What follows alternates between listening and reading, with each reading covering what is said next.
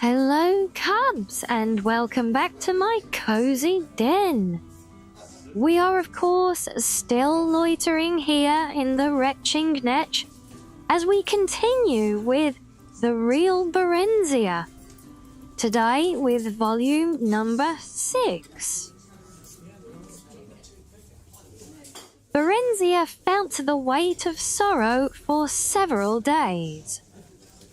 But by the third day out, her spirits had begun to rise a bit.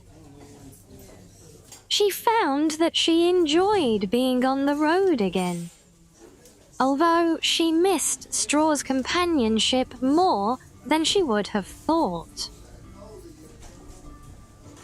They were escorted by a troop of Red Garter knights, with whom she felt comfortable. Although these were much more disciplined than the guards of the merchant caravan. They were cordial, but respectful towards her, despite her attempts to flirt with the men. Symmachus scolded her privately, saying a queen must maintain a royal dignity at all times. "You mean I'm never to have any fun?" "Not with such as these, they are beneath you. Graciousness is to be desired in those in authority. Familiarity is not. You will remain chaste and modest while you are in the imperial city." Barenziah screwed up her face. "I might as well be back in Blackmore. Elves are promiscuous by nature. Everyone said so." "Everyone's wrong then. Some are, some aren't. The Emperor and I expect you to show both discrimination and discretion. Let me remind you that you will hold the throne of Mordhold not by right of blood, but solely at the pleasure of Tiber Septim. If he judges you unsuitable, your reign will end ere it begins. He requires intelligence, obedience, discretion, and total loyalty in all his appointees. And he favors chastity and modesty in women.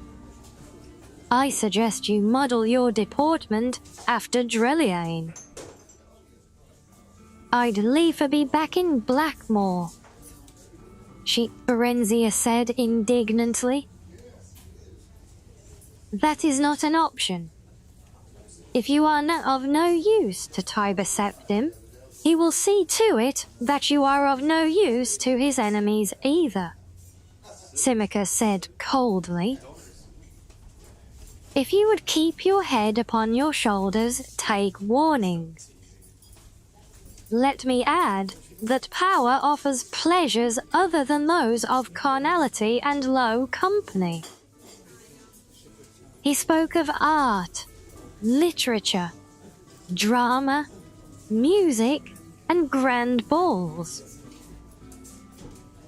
Barenziah listened with interest, spurred by his threats, but after asked if she might continue her study of spellcasting while in the imperial city.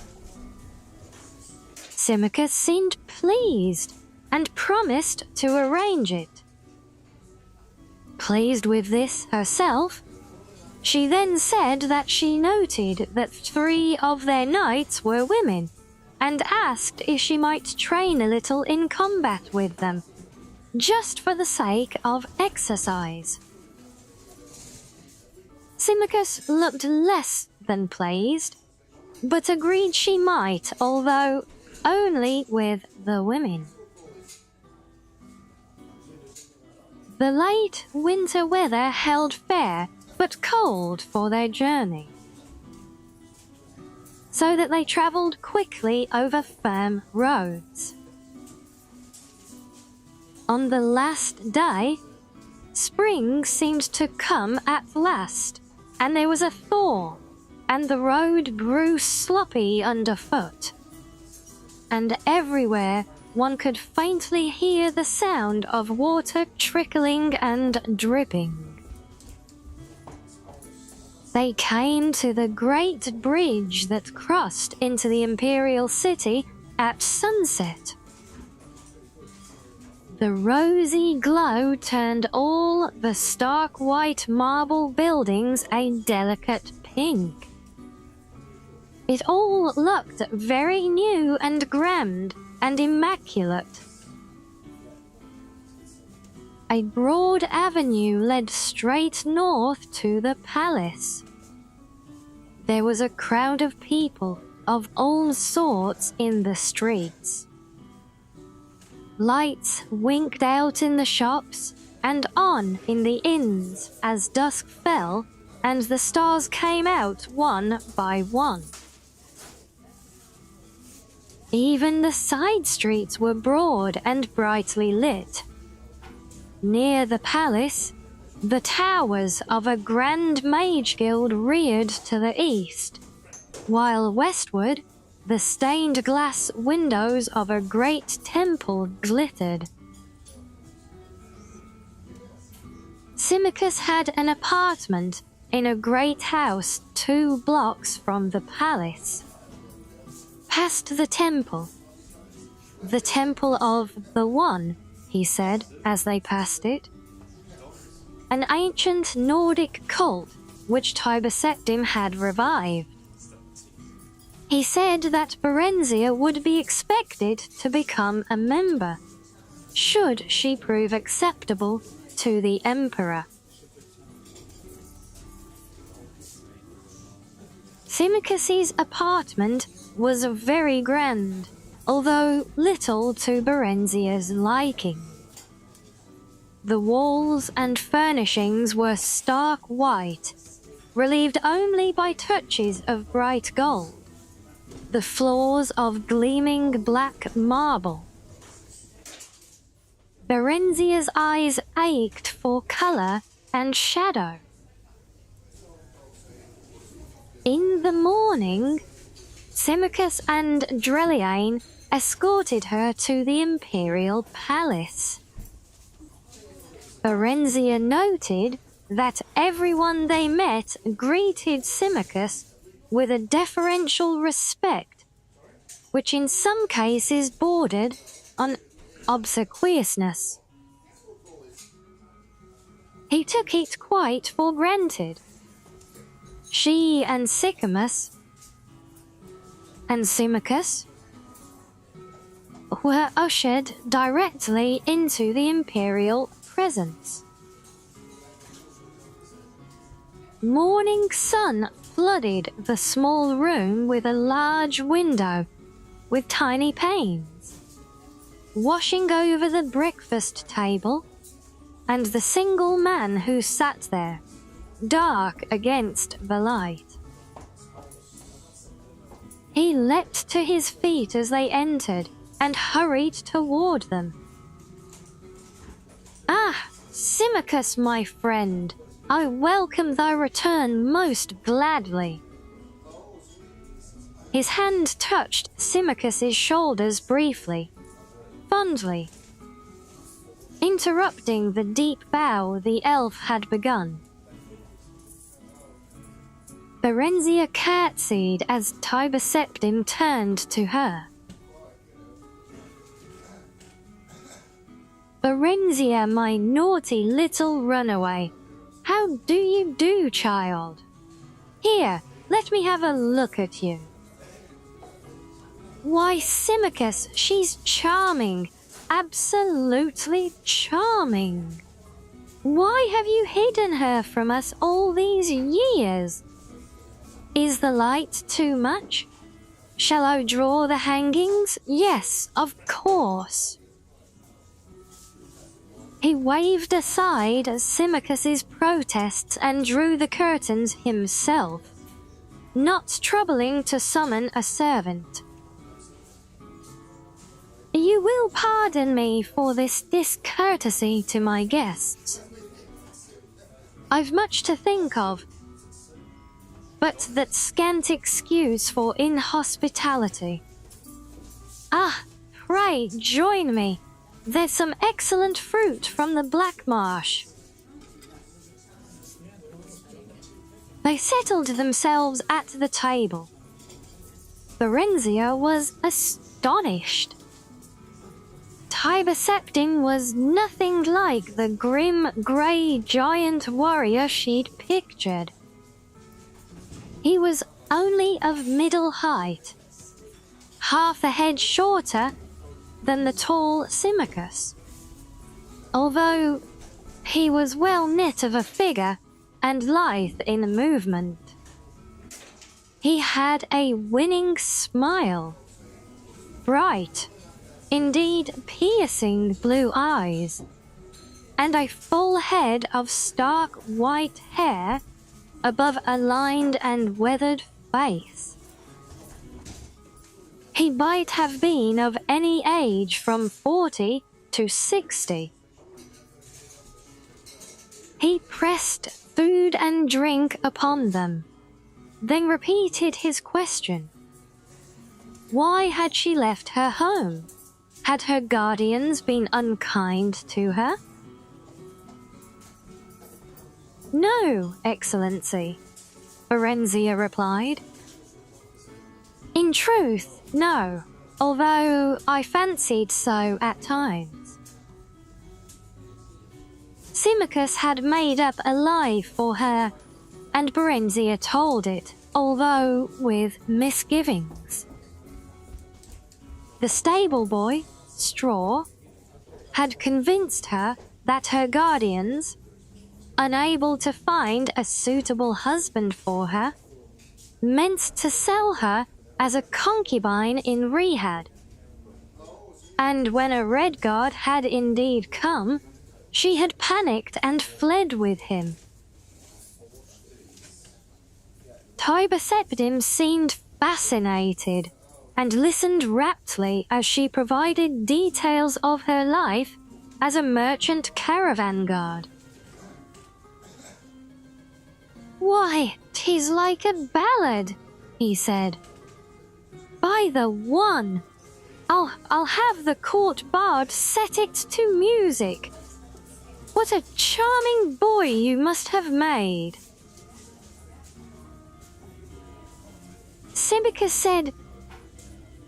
Barenziah stopped in some confusion. He said, well, that I no longer look much like a boy. I have grown in the past few months. She lowered her gaze in what she had hoped looked like maiden modesty. He's a very discerning fellow, is my friend Symmachus. I know I've been a very foolish girl. I must crave thy pardon, and that of my kind guardians. I realized that some time ago, but I was too ashamed to go home, and I do long for Morrowind. My soul pines for my own country. My dear, you shall go home, I promise you. But I pray you remain with us a little longer, that you might prepare yourself for the stern task with which I shall charge you. Barenziah gazed at him earnestly, heart beating hard. It was all working just as Symmachus had said it would. She felt a warm flush of gratitude toward him, but was careful to keep her attention focused on the Emperor. I am honored, Excellency, and wish most earnestly to serve you and this great empire you have forged in any way I can. It was the political thing to say, but Barenziah really meant it. She was awed by the magnificence of the city and the discipline and order everywhere, and was excited at the prospect of being a part of it all. Plus, she felt quite drawn to Tiber Septim. After a few days, Symmachus left for Mournhold to take up his duties as governor until Barenziah was ready to assume the throne, after which he would become her prime minister. Barenziah, with Dreliane as chaperone, took up residence in a suite at the palace. Several tutors were provided for her.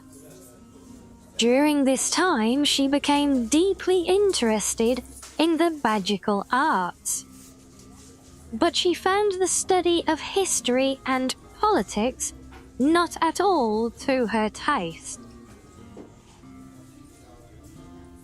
On occasion, she met Tiber Septim in the palace gardens, and he would unfailingly inquire politely as to her progress, and chide her, although with a smile, over her disinterest in matters of state.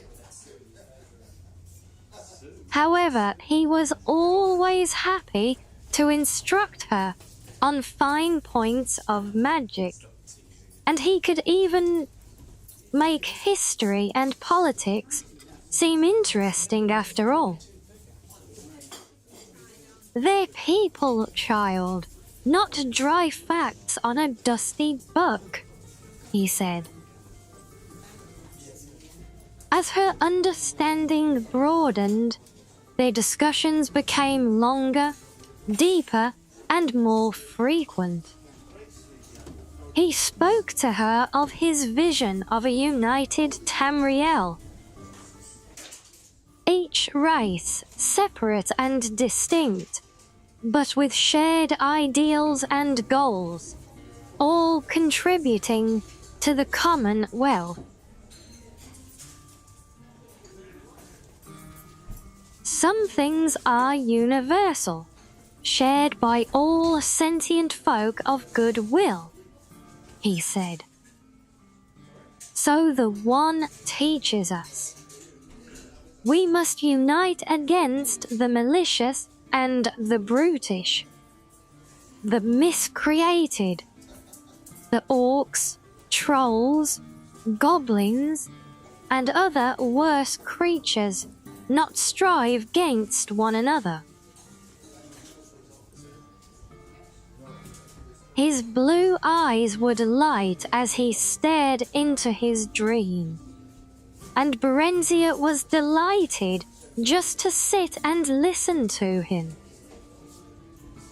If he drew close to her, the side of her body next to him would glow as if he were afire. If their hands met, she would tingle all over as if his body were charged with a small shock spell. One day, quite unexpectedly, he took her face in his hands and kissed her gently on the mouth. She drew back after a few moments, astonished by the violence of her feelings, and he apologized instantly. "I didn't mean to do that. It's just, you are so beautiful, my dear, so very beautiful." He was looking at her with a hopeless yearning in his face. She turned away, tears streaming down her cheeks. "Are you angry with me? Talk to me." Barenziah shook her head.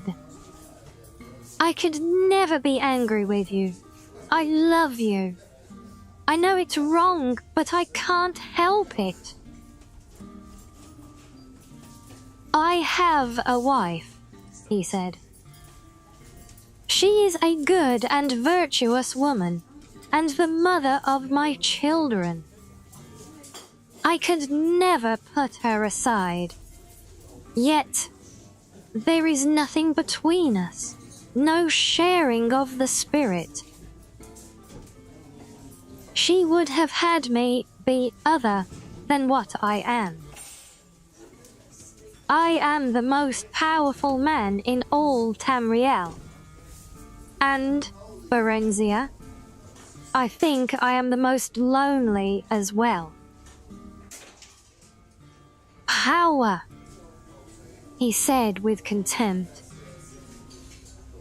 I'd trade a godly share of it for youth and love, if the gods allowed it. But you are strong and vigorous and vital, more than any man I've ever known. He shook his head. Today, perhaps. Yet I am less than I was yesterday, last year, 10 years ago.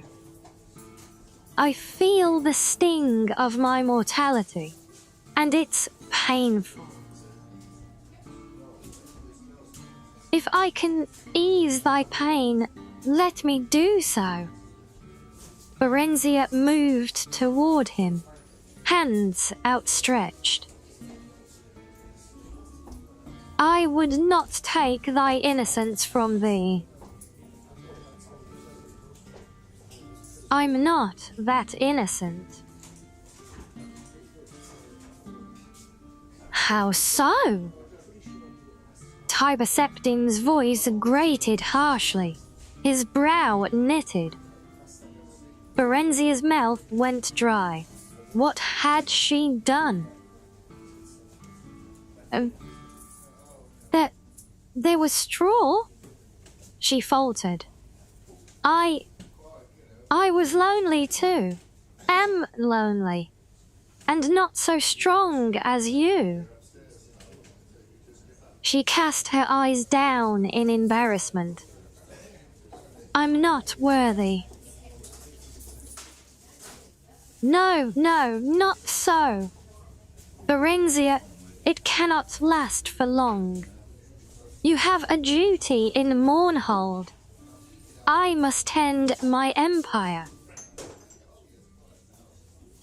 Shall we share what we may and pray the One forgives us for our frailty?